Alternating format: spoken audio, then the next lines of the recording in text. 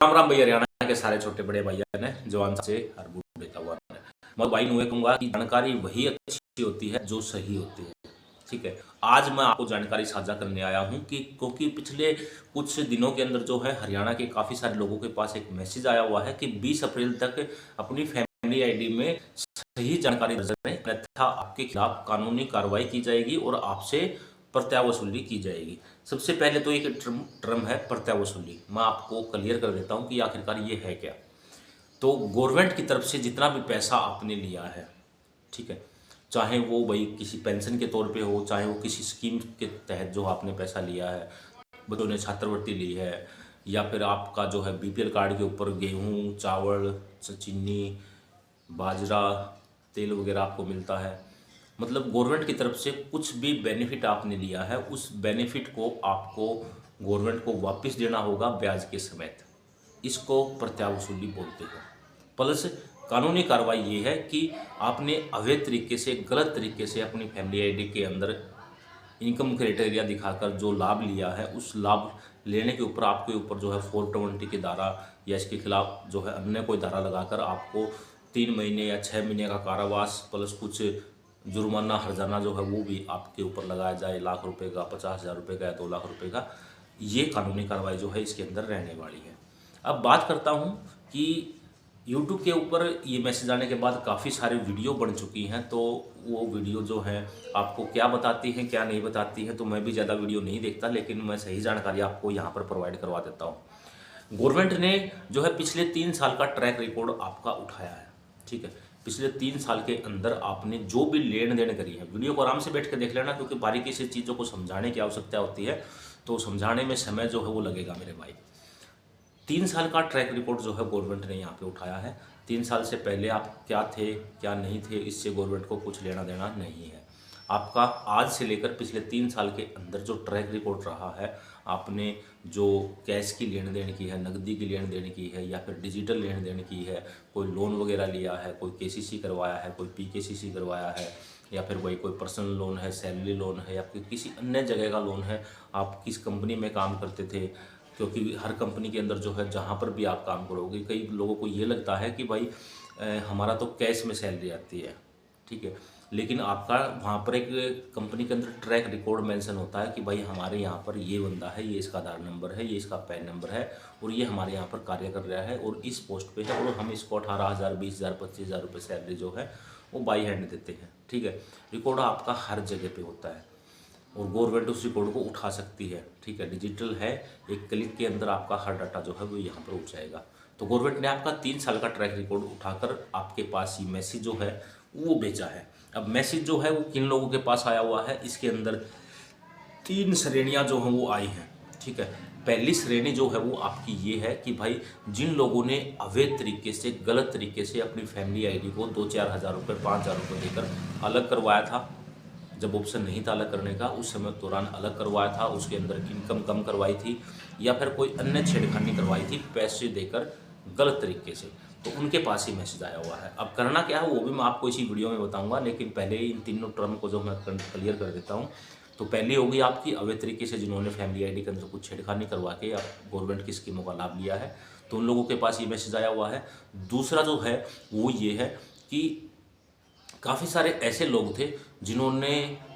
अनजाने में क्या, गवर्नमेंट ने कुछ जानकारी तो साझा की ही नहीं थी, तो लोगों ने जो है अपनी फैमिली आईडी को इकट्ठा बना लिया था। किसी एक शख्स ने जाकर जो है पूरे घर को जो है एक ही फैमिली आईडी के अंदर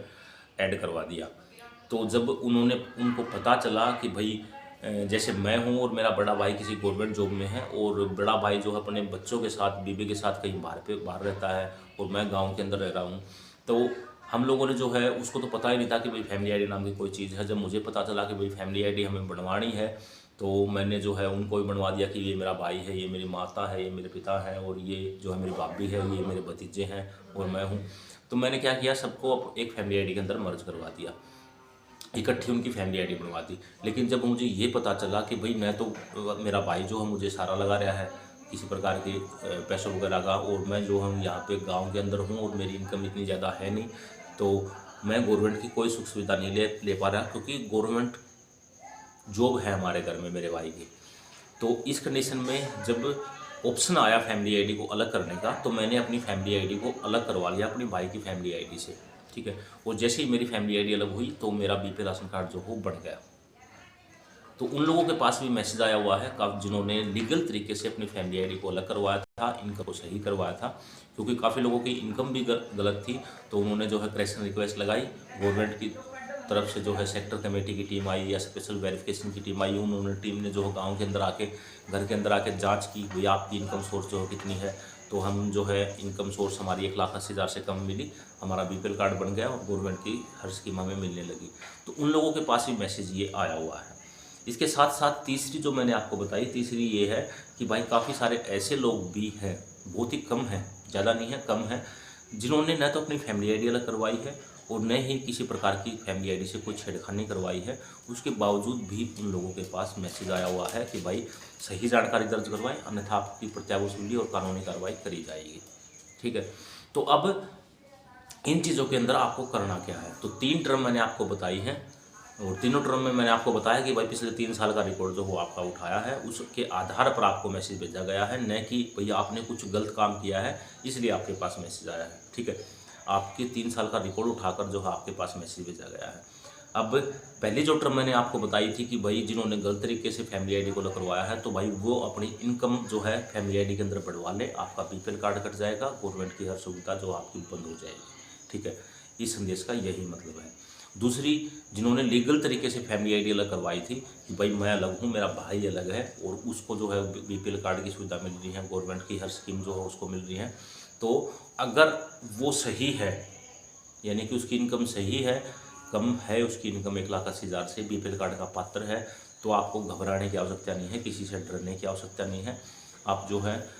निश्चिंत रहें। अगर आपकी इनकम ज़्यादा है, आपने पिछले 3 साल के अंदर कोई आईटीआर भरी है, कोई बिजनेस आप कर रहे हो, आपका बच्चा जो है किसी प्राइवेट सेक्टर में काम करता है, उसकी सैलरी 1,80,000 से ज़्यादा है, तो भाई आज ही अपने बीपीएल कार्ड को सरेंडर कर दें। या फिर बीपीएल कार्ड सरेंडर तो नहीं होगा आपसे,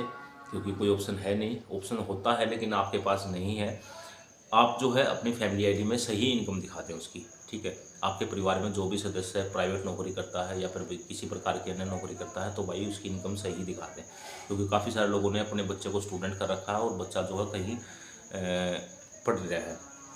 इसके बाद तीसरी आती है, जिन्होंने न तो फैमिली आईडी अलग करवाई, न इनकम कम की रिक्वेस्ट लगाई, उसके बावजूद भी उनके पास मैसेज आया हुआ है, तो उनका जो है मैंने बताया कि 3 साल पुराना ट्रैक रिकॉर्ड उठाया है। 3 साल के अंदर आपकी जो भी लेन देन है, चाहे वो डिजिटल फॉर्म में हो, चाहे वो कैश के अंदर हो, आपकी लेन देन जो है गवर्नमेंट को पता चली है, उस लेन देन के तहत जो है आप अपात्र पाए गए हैं राशन कार्ड के। लेकिन हो सकता है कि भाई आपने जो लेन देन की है वो किसी मजबूरी में आके की हो। मान के चलो भाई आपने आईटीआर भरी थी 3 साल पहले, 4 साल पहला, तो हो सकता है भाई आपकी कोई मजबूरी रही हो, लोन के चक्कर में या किसी अन्य चक्कर में आपने गलती से किसी के बहकावे में आकर के भाई आपको लोन जो इतने लाख का हो जाएगा, आप इतने लाख के आईटीआर भर दो, उसके चलते जो है आपने अगर आईटीआर वगैरह भरी है या फिर कोई लोन जो है मुसीबत में उठाया है और उसको अरेंज करते समय जो है आपको काफ़ी मुसीबतें जो हैं वो झेलनी पड़ी है, लेकिन उससे गवर्नमेंट को ये पता चला कि भाई इन्होंने जो है इतनी आईटीआर भरी है, इतना लोन लिया है, तो इतना लोन अगर ये इन्होंने लिया है तो इनको चुकाना पड़ेगा, और चुकाएंगे तभी जब इनकी इनकम सोर्स इतनी होगी, ठीक है। अगर आप सही हैं तो भाई आपको घबराने की आवश्यकता नहीं है, आप वास्तव में ही बीपीएल कार्ड के पात्र हैं, गरीब हैं, तो आपको 1% भी टेंशन लेने की आवश्यकता नहीं है। और अगर आप अपात्र हैं, यानी कि आपकी इनकम सोर्स वो 1,80,000 से ज़्यादा बनती है, आपके पास खेत ज़्यादा है, आपके पास गांव के अंदर ज़मीन ज़्यादा है जो बीपीएल कार्ड की टर्म कंडीशन को फॉलो नहीं करती, यानी कि शहर के अंदर 100 गज से ज़्यादा का प्लाट हो, गाँव से के अंदर जो है 200 गज से ज़्यादा का जो प्लाट की कंडीशन रखी गई है, 200 या 300 गज का होगा,